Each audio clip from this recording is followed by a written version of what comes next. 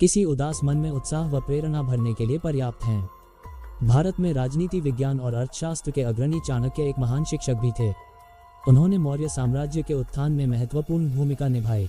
चाणक्य द्वारा कहे गए वचन चाणक्य द्वारा रचित चाणक्य नीति और अर्थशास्त्र में संग्रहित है। चाणक्य एक शिक्षक, दार्शनिक, अर्थशास्त्री और राजनेता थे जिन्होंने भारतीय राजनीतिक ग्रंथ अर्थशास्त्र की भी रचना की है। उन्होंने मौर्य वंश की स्थापना में महत्वपूर्ण भूमिका निभाई थी। एक गरीब ब्राह्मण परिवार में जन्मे चाणक्य की शिक्षा तक्षशिला में हुई, जो भारत के उत्तर पश्चिमी भाग में स्थित शिक्षा का एक प्राचीन केंद्र हुआ करता था। अब यह वर्तमान पाकिस्तान में स्थित है। वह अर्थशास्त्र, राजनीति, युद्ध रणनीतियों, चिकित्सा और ज्योतिष जैसे विभिन्न विषयों में गहन ज्ञान रखने वाले एक उच्च शिक्षित व्यक्ति थे। उन्होंने एक शिक्षक के रूप में अपनी आजीविका शुरू की और बाद में सम्राट चंद्रगुप्त के भरोसेमंद सहयोगी बन गए। सम्राट के सलाहकार के रूप में काम करते हुए उन्होंने चंद्रगुप्त को मगध क्षेत्र में पाटलिपुत्र में शक्तिशाली नंद वंश को उखाड़ फेंकने में मदद की और चंद्रगुप्त को नई शक्तियां प्राप्त करने में मदद की। चाणक्य चंद्रगुप्त के पुत्र बिंदुसार के भी सलाहकार थे। दुश्मन का दुश्मन दोस्त होता है। शक्तिशाली मन को कोई नहीं हरा सकता। मनुष्य कर्म से महान होता है, जन्म से नहीं। विनम्रता आत्मसंयम का मूल है। कामवासना के समान विनाशकारी कोई रोग नहीं है। आलसी का कोई वर्तमान और भविष्य नहीं होता। अन्याय से कमाया हुआ धन निश्चित रूप से नष्ट हो जाएगा। जो व्यक्ति अपना लक्ष्य तय नहीं कर सकता, वह जीत भी नहीं सकता। जैसे ही भय निकट आए, आक्रमण करके उसका नाश कर दो। संसार की सबसे बड़ी शक्ति नारी का यौवन और सुंदरता है। अगर सांप जहरीला न भी हो तो भी उसे जहरीला होने का ढोंग करना चाहिए। यह मनुष्य का मन ही है जो उसके बंधन या स्वतंत्रता का कारण है। सच्चा पुत्र आज्ञाकारी होता है, सच्चा पिता प्रेम करने वाला होता है और सच्चा मित्र ईमानदार होता है। जब तक शत्रु की दुर्बलता का पता न चल जाए, तब तक उसे मित्रता की दृष्टि से रखना चाहिए। एक मूर्ख व्यक्ति के लिए किताबें उतनी ही उपयोगी होती हैं जितना कि एक अंधे व्यक्ति के लिए आईना। कौशल को छुपा हुआ खजाना कहा जाता है क्योंकि वो परदेश में एक माँ की तरह बचत करते हैं। भगवान मूर्तियों में मौजूद नहीं है। आपकी भावनाएं ही आपका भगवान है। आत्मा तुम्हारा मंदिर है। आप जिस चीज के लायक हैं उससे कम पर कभी समझौता न करें। यह अभिमान नहीं, स्वाभिमान है। सबसे बड़ा गुरु मंत्र है, कभी भी अपने राज किसी को मत बताना। यह आपको नष्ट कर देगा। फूलों की सुगंध हवा की दिशा में ही फैलती है, लेकिन इंसान की अच्छाई हर दिशा में फैलती है। एक बुद्धिमान व्यक्ति अपने बच्चे को सावधानी से पालता है क्योंकि उच्च मनोबल वाले शिक्षित व्यक्ति को ही समाज में सच्चा सम्मान मिलता है। कभी भी ऐसे लोगों से दोस्ती न करें जो हैसियत में आपसे ऊपर या नीचे हों। ऐसी दोस्ती आपको कभी खुशी नहीं देगी। नदियों, शस्त्र धारण करने वाले पुरुषों, पंजों या सींग वाले जानवरों, स्त्रियों और राजपरिवार के सदस्यों पर भरोसा न करें।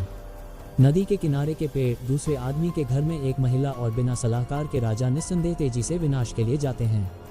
जिस व्यक्ति का आचरण दुराचारी हो, जिसकी दृष्टि अशुद्ध हो और जो कुटिलता के लिए प्रसिद्ध हो, उससे जो मित्रता करता है वह शीघ्र ही नष्ट हो जाता है।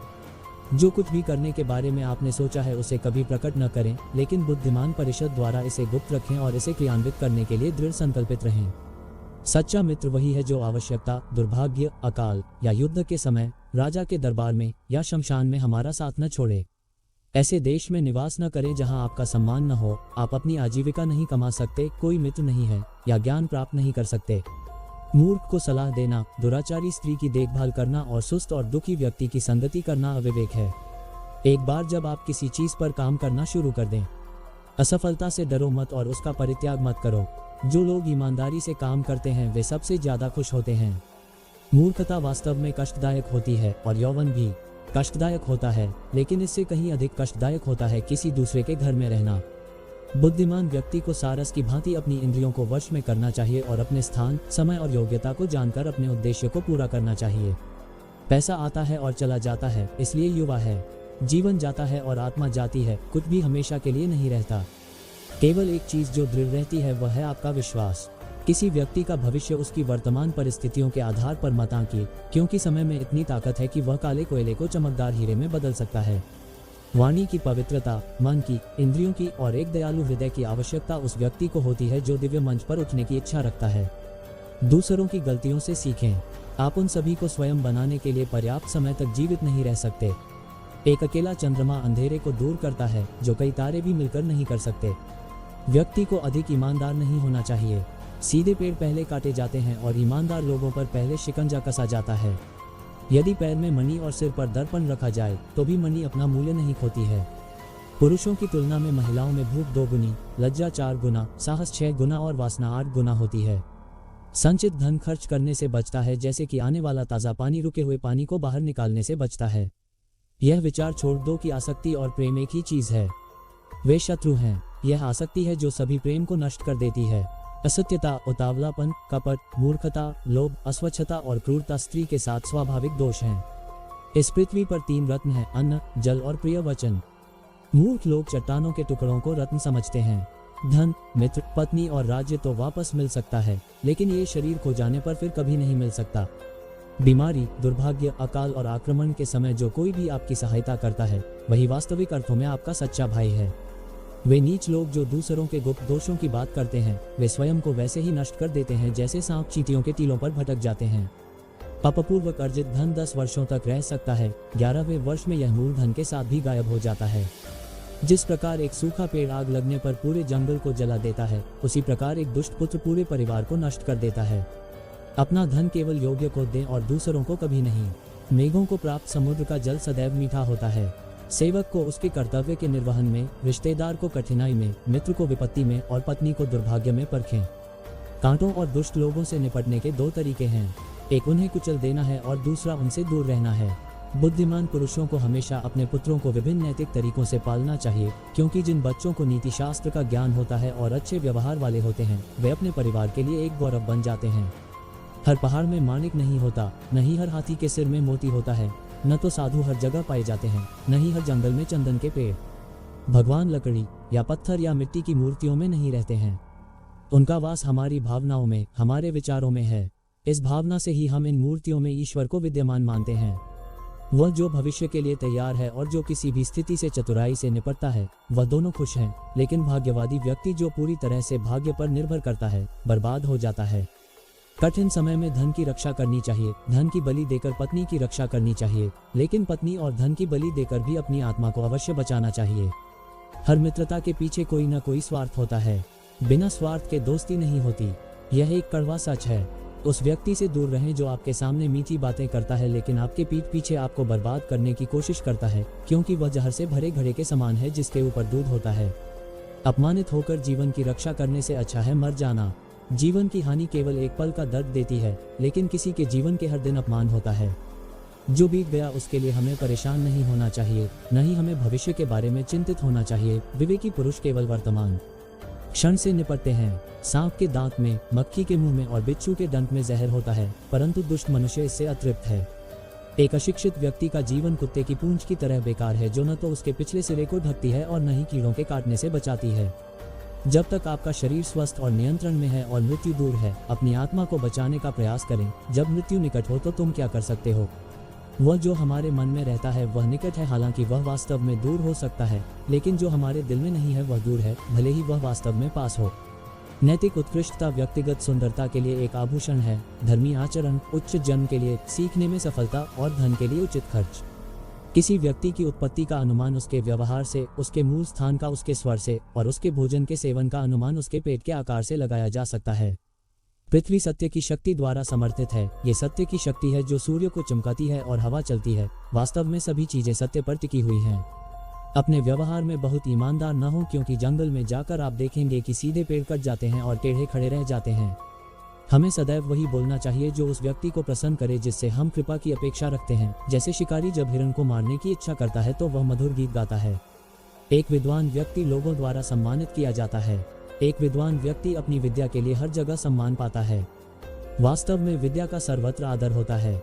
जो मनुष्य सभी प्राणियों के लिए दया और करुणा रखता है वह निश्चित रूप से धार्मिक है। उसे अपनी धार्मिकता साबित करने के लिए किसी धार्मिक प्रतीक या चिन्ह की आवश्यकता नहीं है। जहाँ ये 5 व्यक्ति न हो, वहाँ एक भी दिन न रुकें। एक धनी व्यक्ति, एक वैदिक विद्या में पारंगत ब्राह्मण, एक राजा, एक नदी और एक वैद्य।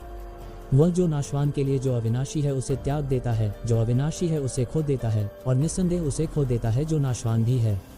कठोर लोगों को नर्म बनाना है, दूर वालों को अपनी ओर आकर्षित करना है। यदि वे हमारा बुरा करें तो अपना लक्ष्य समझकर भी हमें उनसे सदा प्रेम रखना चाहिए। ज्ञान पवित्र कामधेनु के समान है और उस वृक्ष के समान है जो हर मौसम में फल देता है। अज्ञात क्षेत्रों में ये सुरक्षा प्रदान करता है और आपको पुरस्कार प्रदान करता है। मनुष्य अकेला पैदा होता है और अकेला ही मरता है, और वह अपने कर्मों के अच्छे और बुरे परिणामों को अकेले ही भोगता है, और वह अकेला ही नरक या परमधाम जाता है। आध्यात्मिक शांति के अमृत से संतुष्ट लोगों को जो सुख और शांति प्राप्त होती है, वह लालची व्यक्तियों को बेचैनी से इधर उधर घूमने से नहीं मिलती है।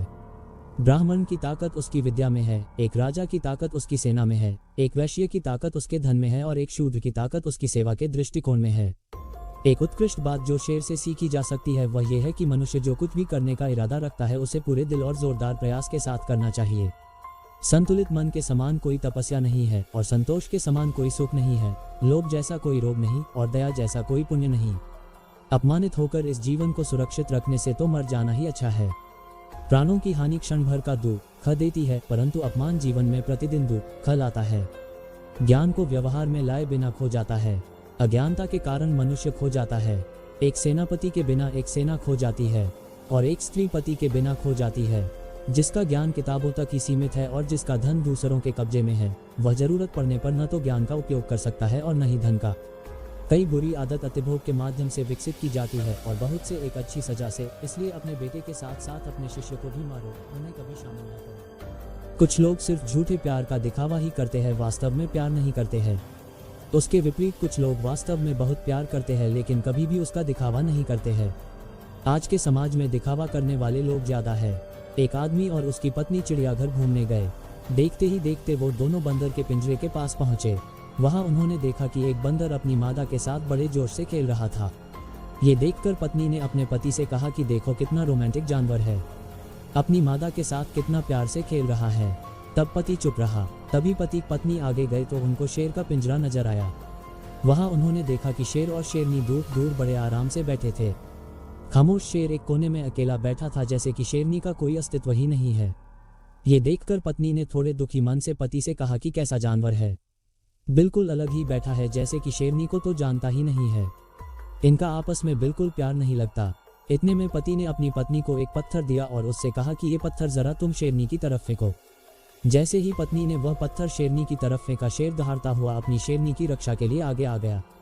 अब पति ने अपनी पत्नी को एक और पत्थर दिया और उसे कहा कि ये पत्थर लो और अब उसे बंदरिया की तरफ फेंको। जैसे ही पत्नी ने पत्थर बंदरिया की तरफ फेंका, वो बंदर मादा को छोड़कर अपनी जान बचाने के लिए तुरंत पेड़ पर चढ़ गया। इन दोनों जानवरों की प्रतिक्रिया समझाते हुए पति ने अपनी पत्नी से कहा कि बंदर की तरह झूठे और असंवेदनशील लोग अपने खोखलेपन को छिपाने के लिए अक्सर इस तरह के बाहरी दिखावे वाले रोमांस के ढोंग करते हैं। वही इसके विपरीत शेर के तरह लोग हैं जो दिखावे से दूर तनाव मुक्त होकर अपनी जिंदगी आराम से जीते हैं। आज के समाज में बंदर जैसे लोग ज्यादा है और शेर जैसे लोग बहुत कम है। आज के समाज में झूठे और दिखावा करने वाले लोग बहुत ज्यादा बढ़ गए हैं, इसलिए हमें ऐसे लोगों से बच के रहना चाहिए। कौन दिखावा कर रहा है और कौन सच्चा है, ये हमें पहचानना आना चाहिए। अक्सर लोग दूसरों के दिखावे को सच मान लेते हैं और उनका असली रूप जानने में गलती कर देते हैं। अगर आपको हमारी वीडियो अच्छी लगी हो तो अपने दोस्तों के साथ भी शेयर कीजिए और कमेंट में ज़रूर बताइए कि कैसी लगी हमारी वीडियो। दोस्तों आज बस इतना ही, मिलते हैं फिर एक नए वीडियो में, तब तक अपना ध्यान रखें। धन्यवाद। जय हिंद।